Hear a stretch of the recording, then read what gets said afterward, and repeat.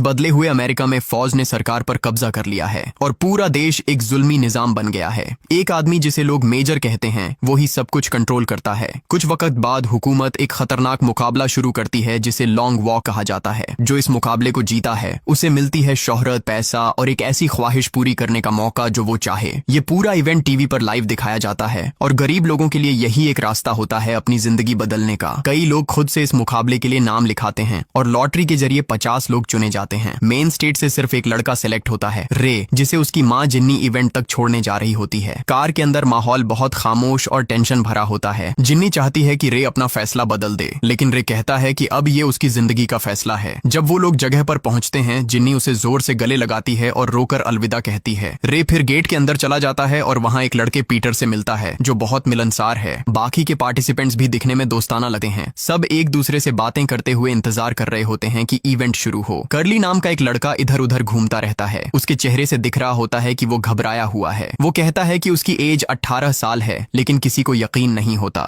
थोड़ी देर बाद मेजर आता है। वो हर लड़के को एक मेटल टैग देता है जिसमें उनका नंबर लिखा होता है और कहता है कि अब तुम सब मर्द बन गए हो। फिर वो एक लंबी स्पीच देता है। कहता है कि लॉन्ग वॉक बनाई गई थी ताकि लोगों में मेहनत और जज्बा वापस लाया जा सके, क्योंकि जंग के बाद देश की हालत खराब हो गई थी। हर साल इस इवेंट के बाद प्रोडक्शन बढ़ता है, इसलिए मेजर समझता है कि देश की असली प्रॉब्लम लोगों की सुस्ती है। जब वो बोल रहा होता है तब सब पार्टिसिपेंट्स को ब्रेसलेट दिए जाते हैं जो उनकी चलने की स्पीड चेक करते हैं। फिर मेजर रूल्स बताता है सबको तब तक चलना है जब तक सिर्फ एक बंदा जिंदा रहे, क्योंकि इस रेस की कोई फिनिश लाइन नहीं है। उन्हें 3 मील प्रति घंटा की स्पीड रखनी होती है। अगर कोई इससे कम चले तो उसे एक वार्निंग मिलती है। अगर 10 सेकंड तक वो स्पीड नहीं बना पाता तो दूसरी वार्निंग मिलती है और तीसरी वार्निंग के बाद उसे फौरन गोली मार दी जाती है। अगर कोई रोड से बाहर कदम रखता है तो बिना वार्निंग के ही उसे गोली मार दी जाती है। मेजर अपनी स्पीच खत्म करता है, सबसे जोर से चीयर करवाता है और हवा में गोली चलाकर कंपटीशन शुरू कर देता है। लड़के चलना शुरू करते हैं और मिलिट्री ट्रक्स उनके पीछे पीछे चलते हुए सब कुछ रिकॉर्ड करते रहते हैं। एरिया सूना और उदास लगता है क्योंकि लोगों को सिर्फ रेस के आखिरी हिस्सों में देखने की इजाजत होती है। शुरुआत में सिर्फ वही लोग खड़े होते हैं जो रोड के आसपास रहते हैं। एक पुलिस वाला सल्यूट करता है जब लड़के गुजरते हैं, लेकिन गैरी उससे चिढ़ाता है और जमीन पर थूक देता है। शुरुआत में सब लड़के चुप और सीरियस होते हैं, लेकिन 5 मील तक पहुंचते पहुंचते सब बातें करने लगते हैं। स्टेबिन्स थोड़ा धीरे चलता है और फौरन उसे एक वार्निंग मिलती है तो वह तुरंत अपनी स्पीड ठीक कर लेता है। बाकी के लड़के सोचने लगते हैं क्या ये उसकी कोई ट्रिक थी लिमिट्स टेस्ट करने की। गैरी के जूते में एक पत्थर चुभ जाता है तो वह रुक जाता है और फौज तुरंत उसे वार्निंग्स देने लगती है। तीसरी वार्निंग के बाद एक सोल्जर गोली चलाने ही वाला होता है, लेकिन गैरी लास्ट मोमेंट में जूता वापस पहनकर चलना शुरू कर देता है। बाकी सब उसे बेवकूफ कहते हैं, पर गैरी कहता है कि उसने ये थोड़ा आराम मिलने के लिए किया। माइल 7 तक सब लोग इनाम के बारे में बातें करने लगते हैं। आर्थर कहता है कि वो सिर्फ पैसे के लिए आया है, लेकिन रे कहता है कि पैसे से ज्यादा जरूरी और चीजें होती हैं। सब उसकी बात पे शक करते हैं तो रे गुस्से में सिस्टम के खिलाफ बोलना शुरू करता है। वो कहता है कि सरकार उन्हें दिखाती है जैसे वो अपनी मर्जी से वॉलंटियर बन रहे हैं, लेकिन असल में सिस्टम ने उन्हें इतना गरीब और मजबूर कर दिया है कि उनके पास कोई दूसरा रास्ता ही नहीं बचा।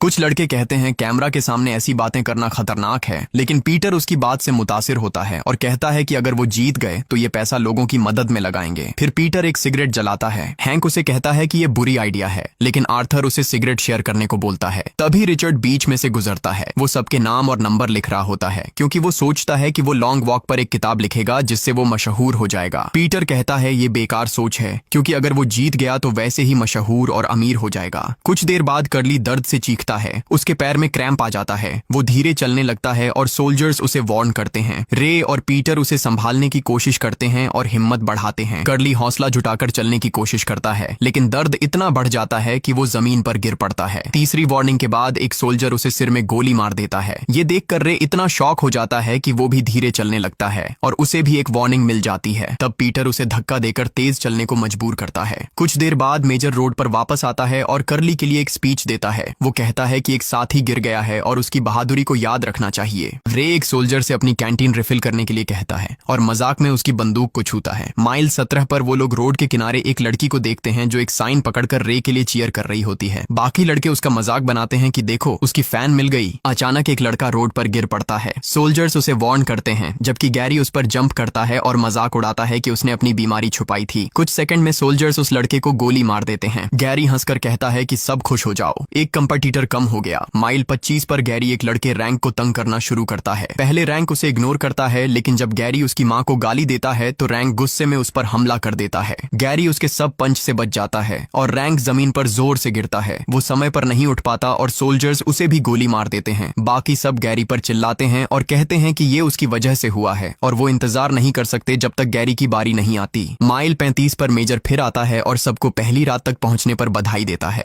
उसकी स्पीच भरपूर अच्छा लगने वाले लफ्जों से भरी होती है, जैसे वो कोई महान काम कर रहे हों। रे नींद में झुकने लगता है और अपनी माँ का सपना देखता है। जैसे ही वो धीमा होता है, सोल्जर्स उसे वार्निंग देते हैं और पीटर उसे जगाकर चलाता है। चलते हुए सब अपने घर वालों के बारे में बातें करते हैं। रे ध्यान भटकने से फिर धीमा हो जाता है और उसे दूसरी वार्निंग मिलती है। वो स्पीड बढ़ाता है, लेकिन कुछ कदम बाद ही ठोकर खाकर गिर जाता है और तीसरी वार्निंग भी मिल जाती है। अब उसे अगले 3 घंटे तक बिना गलती चले रहना होगा, तभी वार्निंग्स हटेंगी। पीटर उसे हौसला देता है, लेकिन रे घबराकर उस पर चिल्ला देता है कि वो सिर्फ दिखावा कर रहा है। इसी वक्त ग्रुप एक तेज चढ़ाई वाली पहाड़ी पर पहुंचता है, जहां चलना और मुश्किल हो जाता है। सबके पैर दर्द कर रहे होते हैं, कई लड़के गिरते हैं और सोल्जर्स उन्हें गोली मार देते हैं। रे पीछे हो रही सब मौतों को इग्नोर करने की कोशिश करता है, लेकिन गैरी का मजाक उसके दिमाग में गूंजता रहता है। रे फिर धीमा होने लगता है, पर पीटर उसे समय पर पकड़ लेता है। रे उसे शुक्रिया कहता है और पहले वाली बात के लिए माफी मांगता है। सुबह होने तक वो लोग माइल 59 पर पहुंच जाते हैं। कल रात पहाड़ी पर हुई सब मौतों के बाद अब सिर्फ 18 प्लेयर्स बचे हैं।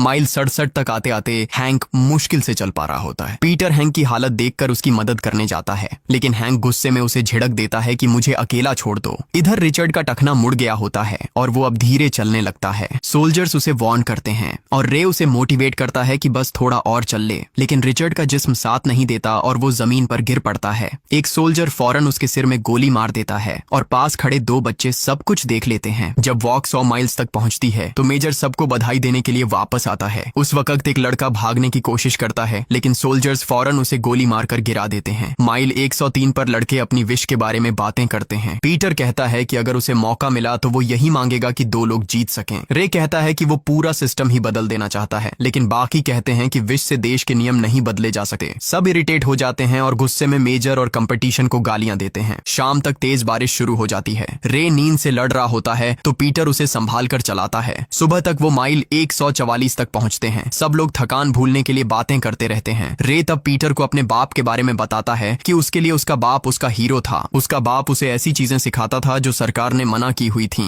जैसे फिलॉसफी और आजादी के आइडियाज। सरकार ने उसे गद्दार कह दिया। खुद मेजर ने उसके बाप को कहा था कि अपनी पढ़ाई बंद करो और सरकार से वफादारी की कसम लो, लेकिन उसने मना कर दिया। तुरंत उसे मौत दे दी गई। रे फिर अपना राज खोलता है कि वो लॉन्ग वॉक में इसलिए आया है ताकि जीत कर एक बंदूक मांग सके और मेजर को मार दे। वो कहता है कि रोड के दोनों तरफ जो लोग हमें देखकर ताली बजाते हैं वो सब बेहरम हैं, उन्हें सिर्फ हमारी तकलीफ देखकर मजा आता है। लेकिन पीटर कहता है कि उन लोगों को दोष मत दो, सिस्टम ने उन्हें ऐसे बनाया है। माइल 170 तक सब खामोश हो जाते हैं। एक लड़का जिसके पैर से खून निकल रहा होता है वो चिल्लाते हुए सोल्जर से मदद मांगता है और एक टैंक पर चढ़ने की कोशिश करता है। सोल्जर उसे जोर से धक्का देता है और टैंक से उसके पैर को कुचल देता है। वो दर्द से चिल्लाता रहता है, लेकिन फिर भी वार्निंग्स मिलती रहती हैं और आखिर में उसके सिर में गोली मार दी जाती है। ये नजारा देखकर एक और लड़का अपना होश खो देता है। वो कपड़े उतारकर पागल जैसे रोड से भागता है और सोल्जर्स उसे भी गोली मार देते हैं। शाम तक वो माइल 201 पर पहुंचते हैं और हैंक मुश्किल से खड़ा होता है। रे उसे हिम्मत देने की कोशिश करता है, लेकिन हैंक बोलता है कि बस अब और नहीं।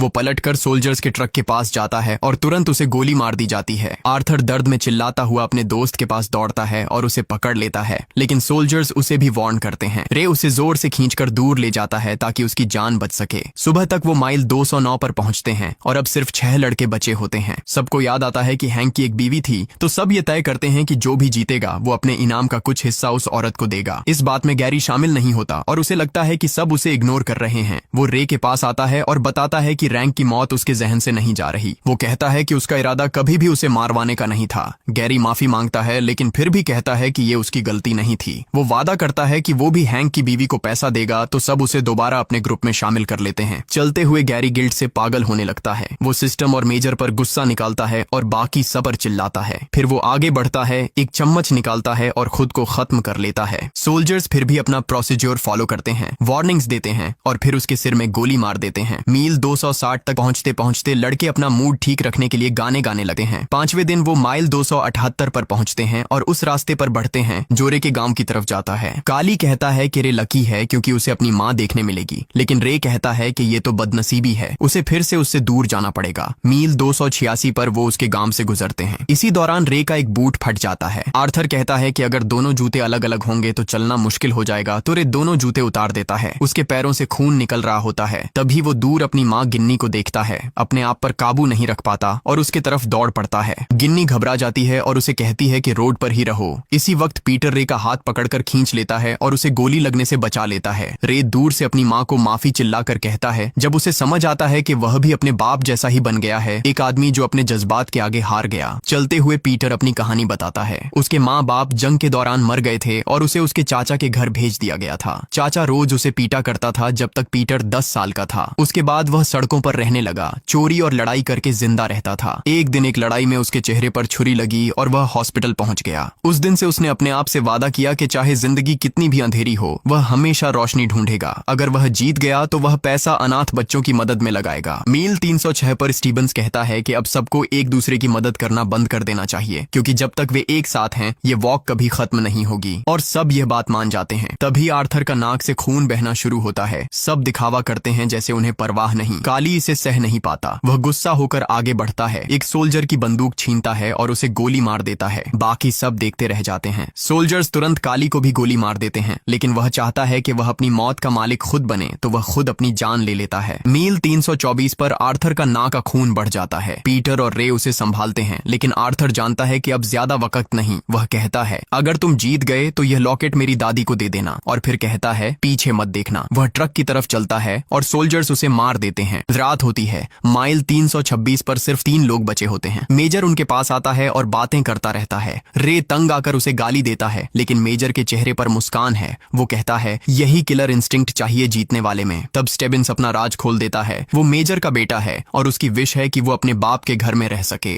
लेकिन उसके अंदर के ऑर्गन्स फेल हो रहे होते हैं। वो कहता है, तुम दोनों के साथ चलना मेरे लिए फख्र की बात थी। फिर वो रुक जाता है। सोल्जर्स उसे भी मार देते हैं और मेजर जरा भी नहीं हिलता। कुछ देर बाद बारिश शुरू होती है। रे कहता है, मैं पहले मौत से डरता था, लेकिन इतने लड़कों को मरते देखा है कि अब नहीं डरता। माइल 331 पर दोनों एक शहर पहुंचते हैं जहां लोग पागल होकर उनके लिए चीयर कर रहे होते हैं। पीटर रुकता है और कहता है, मैं हारना चाहता हूं ताकि तू अपनी माँ से मिल सके। रे मना कर देता है, उसे चलने के लिए कहता है। फिर पीटर आगे चलता जाता है और रे पीछे रुक जाता है। सोल्जर्स रे को गोली मार देते हैं। पीटर लौट कर उसे बचाने की कोशिश करता है, लेकिन अब वो जीत चुका होता है और सोल्जर्स उसे खींच कर ले जाते हैं। रे कहते हुए गिरता है, माँ मुझे माफ कर देना। मेजर आता है और आखिरी गोली चलाकर उसकी कहानी खत्म कर देता है। आसमान में फायरवर्क्स छूट रहे होते हैं, लोग चीख रहे होते हैं और पीटर टूट चुका होता है। मेजर उसके पास आकर कहता है, मुबारक हो, बताओ तुम्हारा विश क्या है। पीटर कहता है कि उसका विश एक फौजी की बंदूक लेना है ताकि वो एक दिन अपने बच्चों को दे सके, अपनी जीत की निशानी के तौर पर। सैनिक थोड़ा हिचकिचाते हैं, लेकिन मेजर जोर देकर कहता है कि वे उसे बंदूक दे दें। जैसे ही पीटर बंदूक पकड़ता है, वह सीधे मेजर की ओर तान देता है। मेजर शांत रहने की कोशिश करते हुए कहता है, जरा सोचो,